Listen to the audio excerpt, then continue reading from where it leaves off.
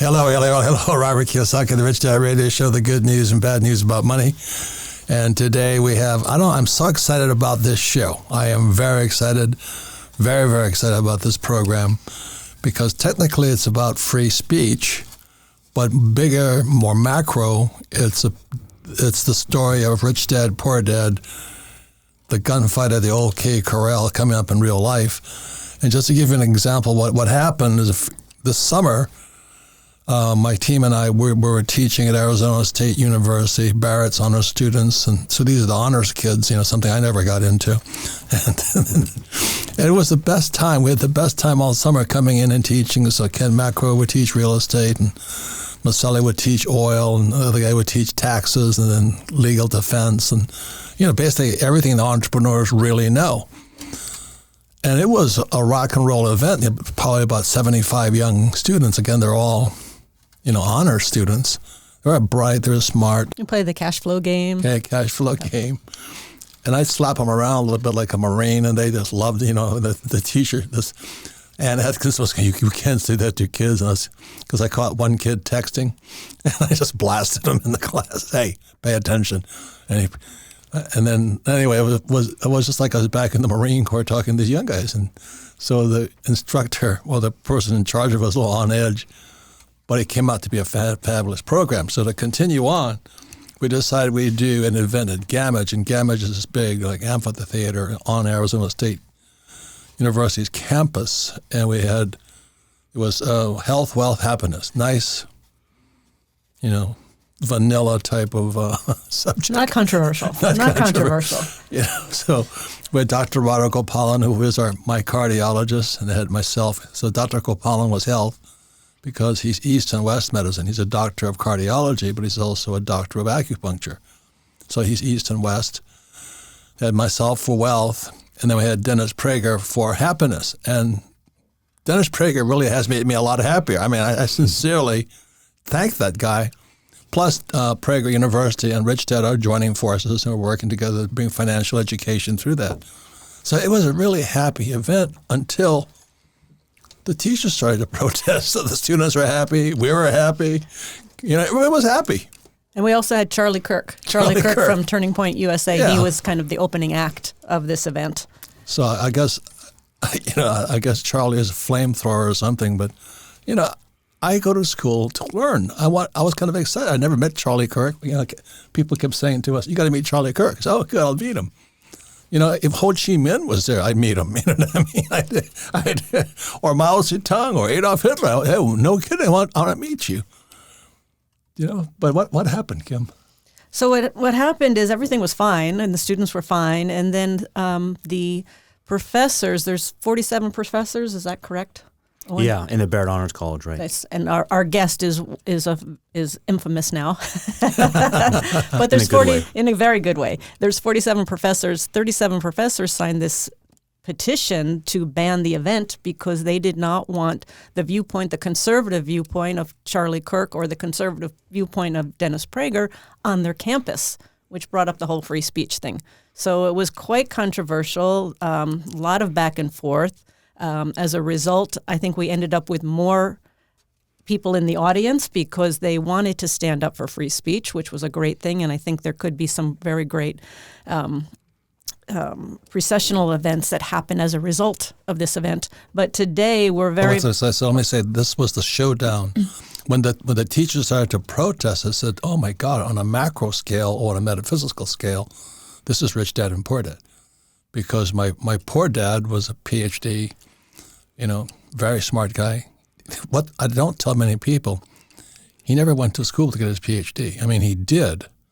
I mean, he never went to school to get his, he went to 4-year college, but he got it done in a year and a half. He got his bachelor's in a year and a half, got his master's and his PhD. And the guy was, my poor dad was so smart that he was just zipping through school. I mean, the epitome of it. Whereas my rich dad, as some of you know, never went to school. But he was a capitalist, and my poor dad was a Marxist. He didn't know that either. So I'm a kid growing up in Hawaii, and that was it. So ASU, Arizona State University, is the showdown. And it turned out so great. Even though it was really terrible, it turned out great people showed up just to see the gunfight. And the thing that happened, we met so many new friends, and one of them is our guest today, Dr. Owen Anderson. He's one of the guys that's fighting back against, not fighting back, but he stood up. He stood up and he said, for free speech. And Dr. Anderson's a professor of philosophy and religious studies at ASU. And as we were talking before we started the show, he's like, you're used to debates. You're used to taking on different points of view. And now it seems like there's only one point of view that's allowed on college campuses. So welcome to the show, Dr. Owen. Thank you for having me. It's great to be here. And thanks for standing up. That takes guts, because I know what it's like to be on a enclosed society, like a campus. Exactly, yeah. It's no fun for sure in terms of the kinds of pushback you get, the interactions with others, but at the same time, it's the right thing to do. Yes. And so you have to do it. And as you said, since I'm a philosopher, I'm sort of trained to debate.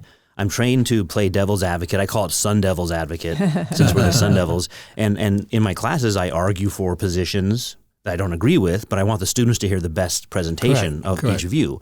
And so we go through both sides of different topics, and I do my best to make it so the students can't guess my view. Okay. So I'm used to that kind of thing. Yeah. So when I hear someone say, no, we shouldn't have a view on campus, in this case, it's a conservative side, but I would say the same thing about a liberal side. It's just that on university campuses, you don't have to make that case because 99% of the events are going to be far left.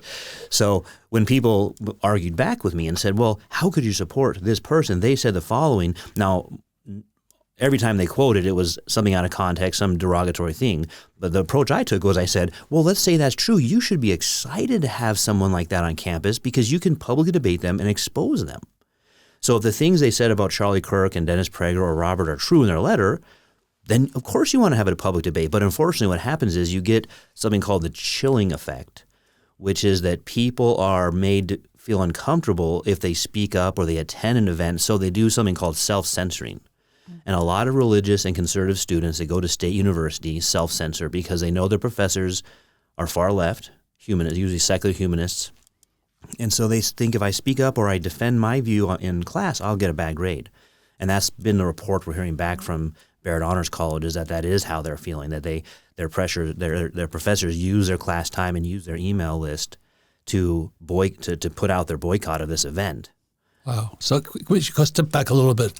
When did you hear about this whole thing starting to bubble and brew and come to a head? My friend Jonathan Barth, who's on that campus, on ASU, I'm on the ASU's West campus. He's in that campus in history. And he contacted me, and he's not associated with the Lewis Center. None of us who wrote our letter are associated with the Lewis Center. So he let me know about it, and I said, yeah, I want to help. There's only him and Don Critchlow, two other professors. I said, I want to be on this. And so he wrote a really nice article. He wrote most of it, and we sent it to Daily Wire and said, hey, there's 3 of us at ASU, though, who are speaking out, that we think we should be able to defend. And like you said, this is a very health, wealth, and happiness. There was no limits. It wasn't health, wealth, and happiness for anybody. It was all humans can have health, wealth, and happiness, right? So I know for sure there's going to be even more controversial talks, right, than that. That's not controversial at all. But why did these, I think it was 37 of them, professors came up against this? What would cause that? Why would they care? Well, all of you up there, besides Dr. Gopalan, are, and I say that just because he does health, like you said, not so much anything political, are known to have more conservative views. And of course, Dennis Prager is known for PragerU, and Charlie Kirk is known for Turning Points USA. And so all of you were mentioned in that letter in very slanderous terms. I mean, the things they called each of you count as slander, and they should be willing to debate you in public. That's one of the most important parts of our legal system, is you're allowed to face your accuser. So let me go a step back, but what in the world, what did we do to piss them off? I mean, what was the turning point, should we say, Charlie Kirk would say? Yeah, I think you perfectly summarized it in the event. You held up a little booklet and you said, the Communist Manifesto. Yeah, it is the Communist Manifesto. I brought my copy. I found an old copy at a used bookstore. I thought, I want to have that. And it was funny because my daughter saw it laying around, and she said, Dad, you're reading the Communist Manifesto? but you know, I told her, absolutely. I read everything I can get my hands on, right? That's what we should want to do, and learn how to read. What do other people think? So, I brought my copy too today, so we can maybe go through that in a little bit, because you held that up and you said, if you want to get to know your professors, read this. And you're right. Yeah. So that's why, is that you guys are questioning the narrative that is communism, Communist Manifesto, but also Freudian sexual theory, and those go together into let's back up. I'm pretty familiar with Communist Manifesto, but not sexual theory. Yeah, so Freudian sexual theory teaches us that our identity is wrapped around our psychosexual development in our youth. And so today we have this really radical gender ideology being pushed, which makes what you think your gender is the central piece of your self-identity. It's unquestionable. And so that's really traceable to the Freudian, I call it the Marxist and Freudian religions. Wow. Because both Marx and Freud have been debunked as scientists. For Marx's economic theory is simply false as an economic science, and Freud as well. He's a pseudoscientist. He doesn't actually do psychological science. His methods weren't scientific, but they continue to persist, I would say, in the same way a religion does. I would say so. Interesting. So back to the gender thing for just a moment. Doesn't that just confuse the heck out of kids? Well, yeah. I mean, I think, when I was on Dennis Prager show, we talked. I'm a Christian. He's Jewish. We share in common Genesis chapter 1, and it states pretty directly right there: God created man, male and female. And I think that's a really basic thing it's like the first thing you figure out in kindergarten. Yeah. Right? And so, yeah, I would think applying Freudian sexual religion has only turned out into disasters, but we still see it going on. And to the point too of what some of the pushback was.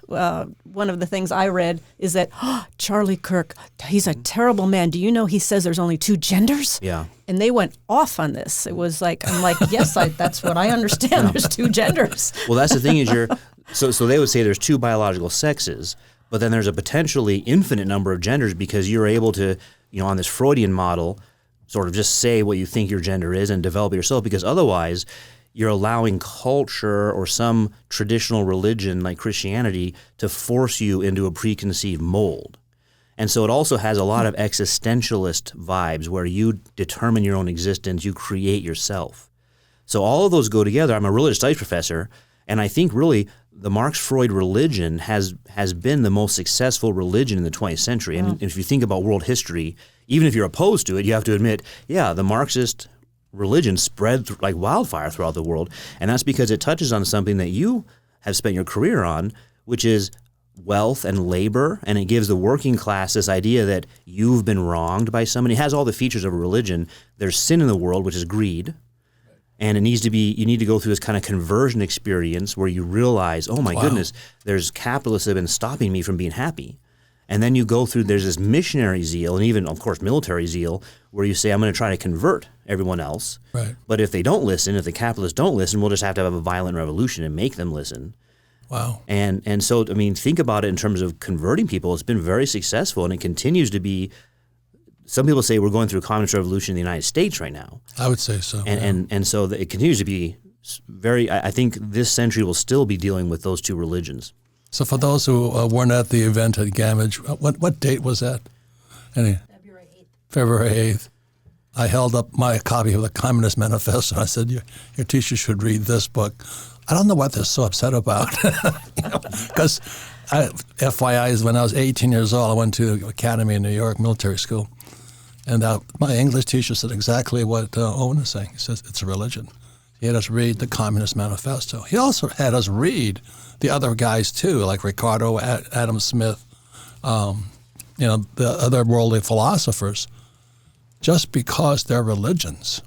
And then I'm writing on because of the Gamage ASU event, I'm writing a new book, Capitalist versus Marxist, But I realized my poor dad was a hardcore, I'm coming out and saying he was a hardcore Marxist, and my rich dad was a pure, Adam Smith guy.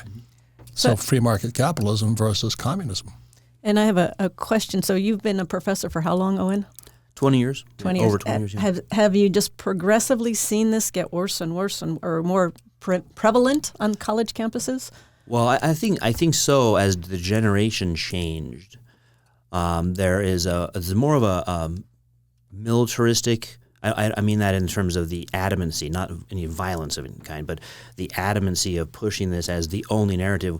There was still a case when I went to school where my professors may have held this kind of view, but they still had the skill of presenting multiple views. And I think that skill has been lost. Okay. So we're in a generation of professors who, two problems, they don't even know their view. They just think it's the truth of the matter. Like 2 + 2 is 4. Marxism's true. And then the second thing is they don't have the skill anymore of saying, but here's the other view, and giving it a good presentation. It's called giving it the Iron Man presentation, meaning you give it a really strong, you give your opponents the best presentation possible, because you don't want to simply be attacking an easy straw man. You want to be saying, here's why people like this view. Because usually every view has something that people are attracted to, right? Or else they wouldn't advance to it. So what is it that makes your opponent's view interesting? Great point. Fantastic. Great point. So what is your background really quickly? I mean, how did you come? Well, I've been an ASU guy my whole life. What I mean is... Was you undergraduate? Yeah, undergraduate degree, 2 master's degrees, and a PhD. And I hadn't planned... Just like me. Yeah. Well, I hadn't planned that necessarily, but it's how it worked out in terms of tuition offers and then a job. And as I finished my PhD, they had a tenure track position open up, so I took that. And usually in the academic world, you talk about the many places you went, right? Undergraduate here, master's here, PhD there. So I've had to just get used to saying, I've been in ASU my whole life. So what I do is I say it's even worse. I was at ASU when I was in daycare because my dad went to ASU. And he had me at daycare at ASU. That's good. Wow. So That's good. You're very similar to me then, because my dad was a college guy. And all of his friends were college professors and teachers. And it was a different world. Yeah. When we come back, we've been going more into what's going on our college campuses. But the real issue is free speech. Why? It's the First Amendment, the freedom of right to assemble, right to speak, right to disagree, right to petition. Those are all the First Amendment. So we come back. It's been a really interesting actually this year started a year ago when Ann Atkinson from Barrett's Honors Program says, would you come and teach at ASU? On the Barrett's Honors Program, and I said, I'd rather go back to Vietnam. And she goes, why? I said, the last time I was in a college, I got spit on. And this was the University of Hawaii, my father's school. And I'm going, why am I going back to this college? Why would I go back on campus? Because I was a Marine pilot, and we got spit on, hit with eggs and all that when we came from Vietnam. I said, what is going on with my country here? And that's why when we come back to, I want to talk to Owen about the chilling effect and how we combat it, because it's so prevalent everywhere I'm looking. That's what people are so afraid to speak out, and that will kill our freedom right there. So. It's killing our country, yeah, our freedom. Anyway, I'm very excited about this program. This is the apex of Rich Dad versus Poor Dad, and today our guest is Dr. Owen Anderson. He's one of the 3 guys that stood up in the middle of Hanoi, as far as I was concerned. So we'll be right back.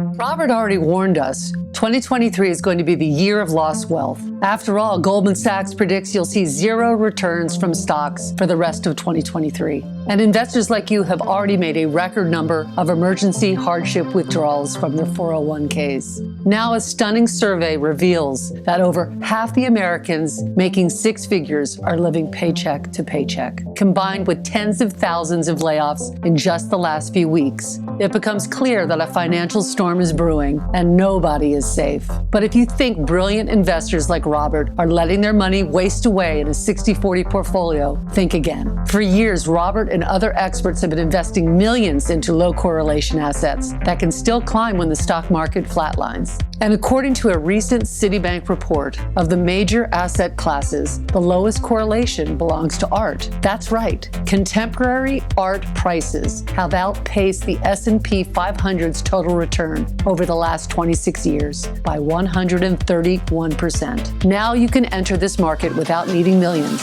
thanks to Masterworks, our longtime partner. Their platform lets you invest in shares of paintings by icons like Picasso and Banksy. Every single one of Masterworks' exits to date have delivered positive returns to their investors, with the last 3 delivering 10, 13, and 35% net. No wonder over 650,000 users have invested more than $500 million on Masterworks.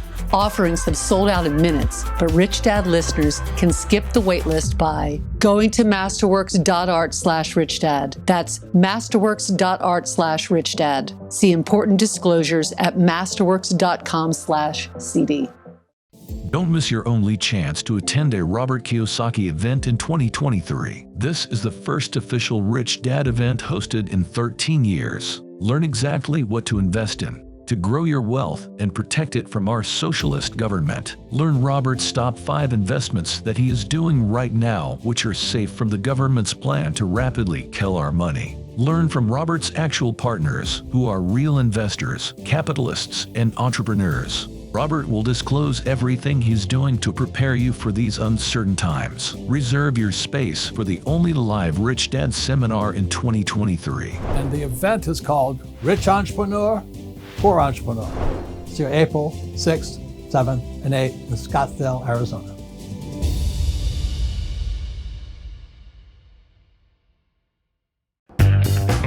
Hello, Robert Kiyosaki, the Rich Dad Radio Show, and we're broadcasting from beautiful old town Scottsdale, Arizona. Very exciting guest and story to talk about. And like I said, this is kind of the apex of Rich Dad versus Poor Dad.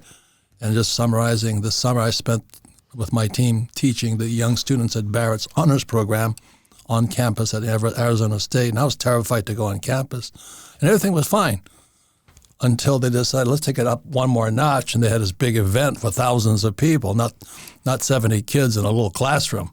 They stepped this baby up, and then the teachers attacked us. So the students loved us. They absolutely loved us.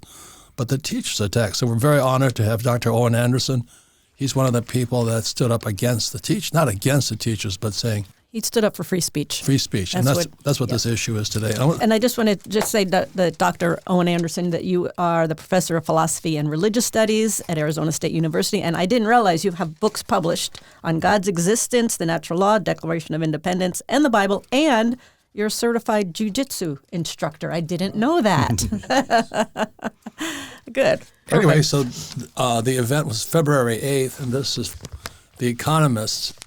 And right inside here is universities that promote ideological conformity do students a disservice. So the war is on. I mean, I do call it a war. How can they censor us? And why are our thoughts and things censored? Or, I don't know, what do they do in school now? Well, there's certain tactics that they use that are very common to the Marxist and Freudian religions. So the first thing they do is, because we all agree you can't incent an audience to violence.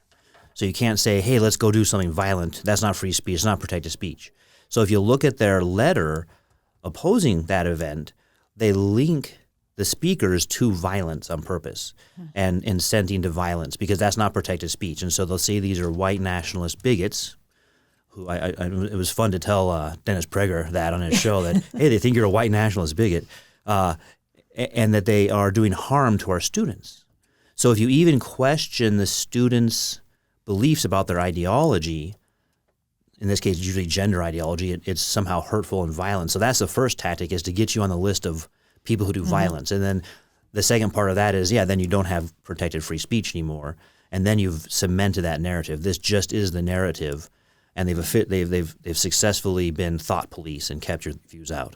And then you talked about the chilling effect, but is kind of chilly on campus with you. it has been in ASU. I've been looking at the weather saying, I didn't move here for this. But yeah, the chilling effect is a legal term from the Supreme Court about things that make people self-censor. So you think to yourself, do I really want to go through the headache of speaking up, and then I get opposition from my faculty members, maybe I lose friendships, I stop getting invited to social events, maybe my administrators call me into their office or send me emails and say, what are you doing? And so a lot of people just say it's not worth it, right? I have a job, 40-hour-a-week job, I go to my job, do my job, go home, I don't want to spend extra grief and heartache. So that's called the chilling effect. And it happens to students also, especially conservative and religious students. They come to the classroom and they know their professors are far, far left. And so they don't speak up because they're afraid if I say anything, then questioning that narrative, my grades will be hurt. Yeah. So it's called self-censoring. It creates a chilling effect. And thankfully, the Supreme Court has been very good on upholding that as one of the most egregious violations, they said, of the First Amendment, because it makes it so that you don't even want to have a First Amendment. Yeah, and I've studied a little bit where they talk about, I forget what he called it, but it's where people, they prefer to be comfortable. They prefer to like not rock the boat. So they hide and they don't speak up. Yeah, I mean, most people are conflict avoidants. Yes. Because conflict is not fun. There's some people who find joy in it. I think that's a very small amount. I don't necessarily find joy in it. In fact, I don't. I mean, I go through all the same emotions everyone else, uncomfortable, anxiety about it, all the same emotions anyone does. But the question you have to ask yourself is, well, when do you stand up, though? How much do you let slip by? And when do you say, you know what, this is going to be uncomfortable, I admit it, but I got to do what's right? And I thank you. That's why this radio show is so exciting for me, because you stood up. And you took on 37 of these guys. Now the number, real quick, 37 of 47 in the Barrett Honors College, which is a small college. You know, that ASU represents many, many more faculty and staff who would support that letter. Who would support the letter, the 37? Only 3 people, because we asked people outside of the Barrett Honors College as well, and only 3 of us were willing to put our name on a letter saying we defend free speech. So it would be almost the overwhelming majority agree with that. And then the question is, some of them might say, I don't want to get involved in the conflict. That's the chilling effect. Yeah, that's the chilling effect, yeah. And you were actually asked not to do interviews? Is that correct? I was asked not to do interviews unless I get approval from my college.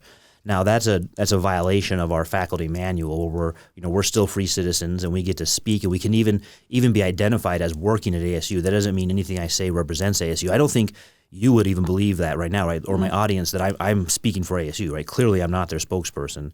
I just work there, and I'm telling you right now my own personal opinions.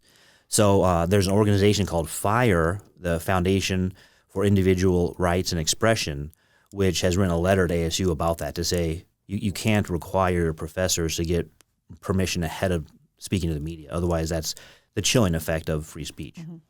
Wow. I mean, I just can't believe how bad it is, So what do we do? I mean, there's not a lot of Owen Andersons out there that are going to be willing to stand up and speak, but we have to, don't we? What would you tell people today, given your experience? I think what was done, what the event ended up doing, because again, it was health, wealth, and happiness for everybody. Yes. But what the event ended up doing was saying, hey, we need to be able to hear multiple views, but even that's not an end in itself. You want to hear multiple views to learn to critically think about them. Right. Now, critical thinking is a buzzword in education. Everyone thinks they're doing critical thinking. but what it means now is critical theory. So I'll have professors who tell me their goal is they get a religious student in, they want to destroy that religion's faith, that student's faith, and get them over to critical theory, which is just a form of Marxism. Wow. And so they think that's what critical theory is. Question Christianity or question your Judaism, whatever religion you were raised in. You should realize that's just your parents trying to control you. But they don't want the freedom to, well, wait a minute, isn't that same thing true with the Marxist regime then? They're trying to control your thought also. So what I do in philosophy is I teach students, let's learn how to actually think. Right? What are the assumptions of this view? Let's name them, identify them, and then are they true or not true, and how could we know? There was a woman at the event. She had a T-shirt on, said, "Think while it's still legal." Yeah. It was a successful event because people showed up not for health, wealth, and happiness, but to show up. Well, that's the auditorium where they have ASU hosts Broadway musicals. It's huge. Yeah. And it was packed, and then you had another 16,000 watching on YouTube. Yeah. Do you think this is going to spur more free speech debates on college campuses? Do you think this will have a good effect? I think we're definitely seeing those debates on campus. The question is California was close to passing a law that doesn't allow you to question radical gender ideology. So that would mean all of the Christian schools in that state would either have to change their faith statements or leave. Wow. So that's the stuff we're going into is that level of saying you don't even question this, and that's really the thought police, right? You're not allowed to think certain things or question certain things. And for me, it's not even, I guess if you wrote a list and you said controversial things, we all know what they are in terms of like questioning experts on COVID or questioning election results. Here's what I want to question. I don't even think this is on that list. Is Marx right that there is no God? That's what I want to raise questions about, right? Yeah. So that's not even allowed anymore. I mean, because Marx is a pure materialist atheist. He wants us to think of history just in terms of oppressors and oppressed. Well, the reason I didn't like Marx was he was the guy that said get away with private property. Well, yeah. Abolition of private, and we're real estate guys. Well, that's the Declaration of Independence when it says we have these, God created us. That's why we're equal, right? Evolution doesn't provide us with equality. You're competing all the time. You're fighting with differences. God created us equal, and he endowed us with rights. And so it gives us those rights there. But in John Locke's version, it does say private property, right? So life, liberty, and property instead of life, liberty, and happiness. Because the idea is that your work does matter. When you work, you earn something, and it's yours. And you get to decide what to do with it, not someone else, the government in this case, wants to come in and tell you what to do with it. And that's see, whatever. Someday you'll own nothing, you'll be happy. I mean, that's where we're going to. Yeah. And FYI, this was February 8th, 2023, this event, and it talks about how universities promote ideological conformity do a disservice to students. And it's coming out, the war is on, and it's the freedom of speech on college and any school camp, anywhere. Well, I had a phone call yesterday with a woman who oversees many of the homeschools in Tennessee. She said the homeschool market, because of these issues we're talking about right now, is booming. It is, yeah. And people want to take control of their kids' education back. Well, I started a Substack just 2 weeks ago when this all happened, Dr. Owen Anderson, Dr. Owen Anderson, about this, because the truth is, I get questions from potential parents or students. They are parents, but they're of potential students at ASU saying, hey, you know, what's ASU like? Is this a place that would respect our religion, our conservative viewpoint, or is my students going to be constantly attacked? And so I started a Substack just to say, hey, this is the kind of events ASU holds, and this is what your student will be stepping into. So in my college, for example, or my school, the way it works is you have schools that are made into colleges, and then the universities, all the colleges. So my school made it its goal to decolonize the curriculum. What does that mean? That's a good question. So it'll be presented as multiculturalism, which is great. I've been doing, I teach Eastern philosophy and Western philosophy. I teach world religions, all of them. So that's great, multiculturalism, but that's not what it means. It means you apply Marxist theory to history, and you think of all Western ideas as the ideas of the oppressors, which aren't able to be taught anymore, and you have to teach non-Western ideas only. And so I think parents want to know. That's why I started my Substack. I think parents want to know, if you come to this school, here's how history, English, literature, philosophy, religion will be taught through this lens without any questioning of the lens. Wow. And what did you call that? Decolonize the curriculum. Wow. And what does a Substack mean? Substack is it's a site for blogs now, popular site for blogs. Beyond my head. So I write like a week. I usually write about 3 or 4 articles. Basically, it's a place where I write articles to say, hey, look at this event that ASU is having. So if they're protesting your event because maybe it's too political, what about these 99 other events that are political on the other side of the spectrum? And FYI, what happened was when we heard, again, we taught all summer, students loved it. We could do this event in Cambridge, we got attacked. So I called Carrie Lake. She was running for governor, and I believe her election was taken. You know, I have no proof of it, but she's a great person, neighbor of ours. And within 10 minutes, she had a post out, and then she had all of these reporters, conservative reporters, firing back at ASU. So it was really quite interesting. So I said this was exciting for me because it's like Rich Dad, Poor Dad played out in the world stage. And what happened is because Carrie Lake fired back through her media, and there were some great people on the other side, that's what made the event successful. If not, there might have been nobody there. Well, and that's a good point, because when it first came up, we're like, oh, now what are we going to do? It's like, and Sarah, we had these discussions a lot. What are we going to do? Should we postpone it? Should we do this? Should we do that? I was going to quit. I said, I'm not going to show up there. You were going to quit. Yeah, he was going to quit. I told Ann Atkinson, I don't want to go back to Hanoi. So I've already done that one. That's the chilling effect. That's it. Yeah. You would have said, this is not worth it. Yeah. And we said, if we pull out, they win.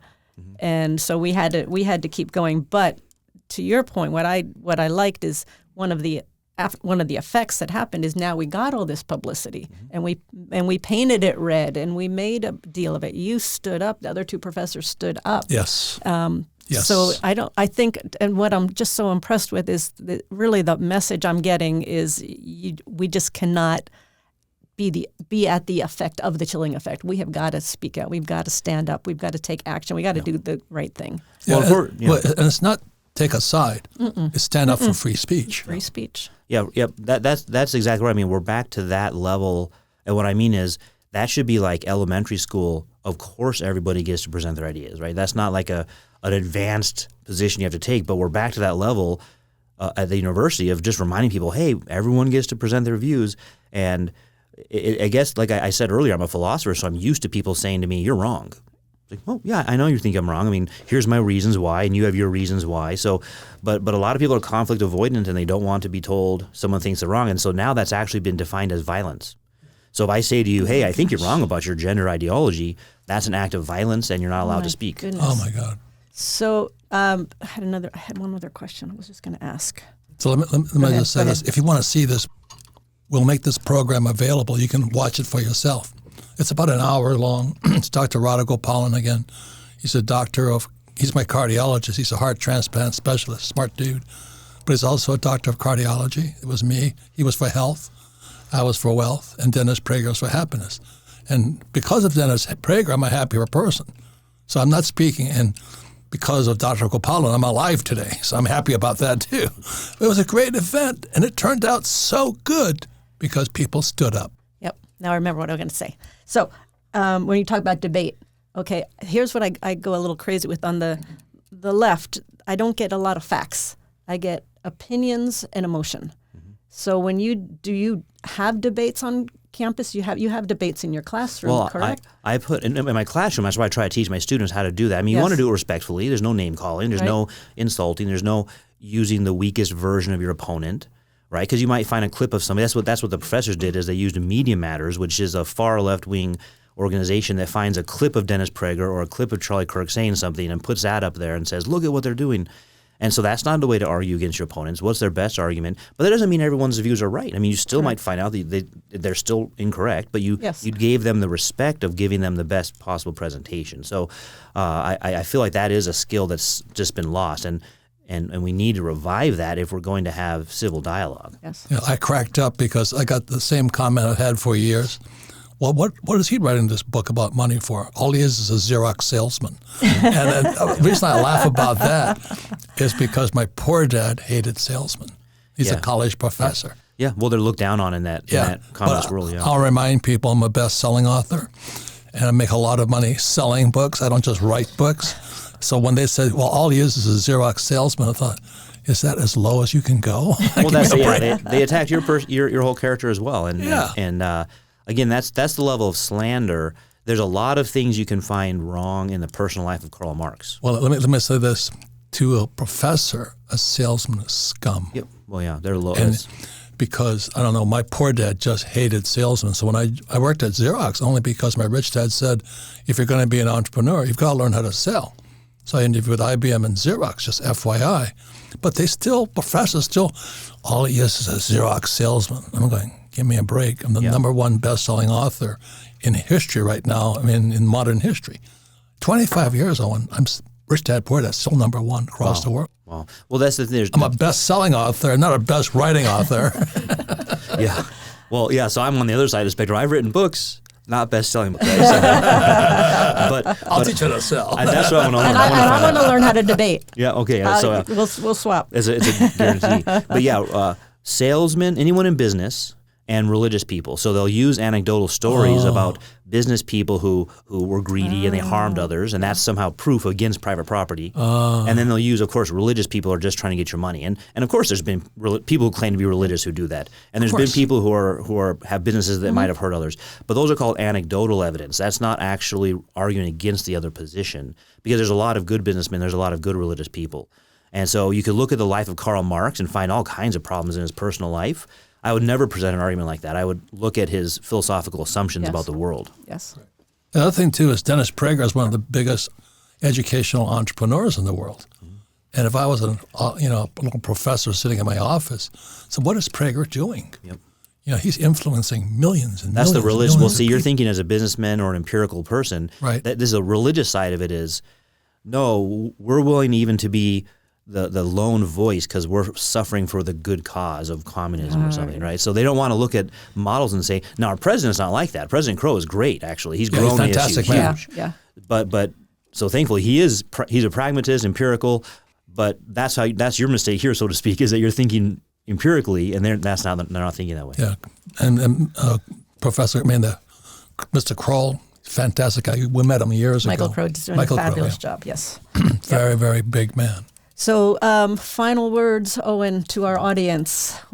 Based on your experience, what would you tell them? I think Robert was right when he held up the Communist Manifesto. He said, read this. Hold it up again. Show the...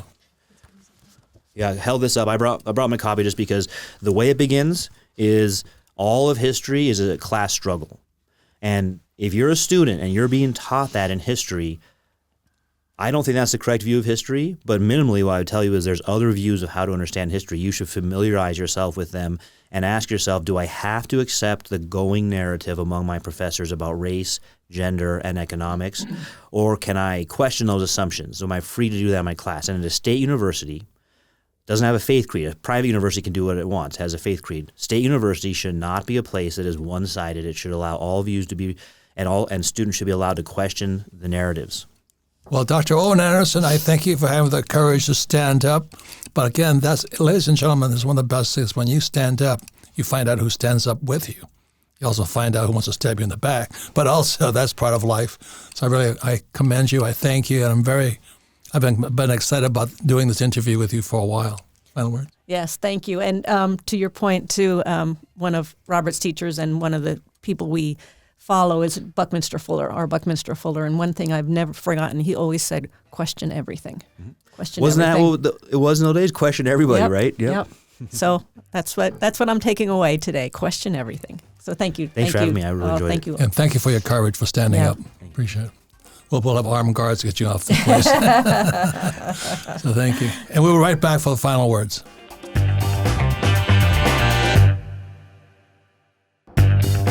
Welcome back, Robert Kiyosaki, the Rich Dad Radio Show. Once again, you can listen to this program anytime on iTunes and Android, and we always archive it at richdadradio.com. So if you have friends, family members, or anybody needs to hear this, please go to richdadradio.com, and you can watch this. Also, the video of the event at Gamage with Health, Wealth, and Happiness with Dr. Gopalan, myself, and Dennis Prager is available online also. So I want to thank Dr. Owen Anderson simply because this is a time to stand up. Saying these are times that men try men's souls. So when the professors attacked us, I almost quit. I'm not lying to you. I said, well, I don't want this conflict. So the chilling effect. But because we fought back with Carrie Lake's help, the event turned out 10 times more successful than if we had just kind of chilled it and walked in and, done our shuck and jive. But because we stood up and then fought back, it made the event 1,000 times more successful.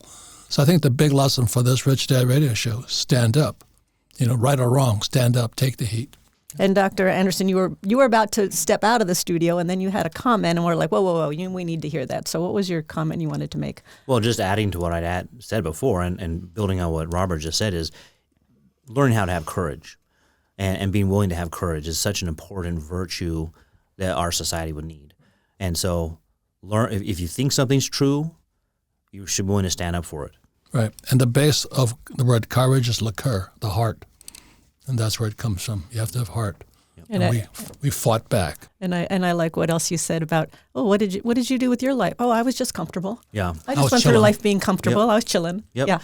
Yeah. There really is a great conflict going on. By great, I mean large, huge conflict going on for ideas. Well, that's coming up now. That's one thing about the Marxist religion is if you say you convert to Christianity, you'd say, oh, I'm a Christian, and now I go to church. But with Marxism, they've been very successful because you don't even know you're a Marxist. Right. Yes. They can convert your mind, and you don't have to say I'm a Marxist, I go to their church, anything like that. But when you start speaking, people realize, oh, you've accepted all the principles of the Communist Manifesto. And so part of the conflict going on is just helping people realize what they think know themselves. They don't even know themselves. So if you're anti-real estate, you're a Marxist. Yeah, and when you say the philosophy and the principles of Communist Manifesto, I haven't read it. You know what? This has spurred me to want to read it because I think if more people read it, they'd go, oh, my God, this is what I'm saying. Yep. Here's these college students going, well, that's what I'm being taught. Yep. And we need and it's very nice of them to have done that. They put it into one little booklet. I think that's right. You know what I love about this one? Look at this real quick. So this early one, authorized English translation. Do you know who they're copying? That's the Bible. The King James is called the Authorized Version. So this is their Bible, right? And they even have that language on here, the Authorized Version. So I think what we need, Freud is very long-winded and like amazed reading him. So we need something like that from the Freudians that says, this is what we think about gender development, and then we would know how we got here. And I think it would help people to know, hey, when you're a young person and you're hearing this gender ideology and you're thinking about adopting it, this is the religion you're converting to. You know, maybe you were raised Christian, you were raised Jewish, and now you're being told, go to this religion. It is a change, and these are its assumptions, and here's where it comes from. Bring it home. Because you might look at someone who stands up and you say, oh, that's not like me. They just, maybe they like this stuff, maybe they like the attention, maybe they enjoy fighting. And if you talk to someone and you get to know them, you find out, no one likes this kind of stuff, right? No. There's all kinds of enjoyable things you can do with your life that don't include people attacking you, internet trolls attacking you, faculty members ignoring you. And being intimidated all the time. Yeah. So just know that if you're called to have courage and you feel those emotions, that's very normal, and that's what courage means. So the final word from Dr. Owen Anderson is courage. It comes from the French word le cœur, the heart. Thank you all for listening to the Rich Dad Radio program. Thank you.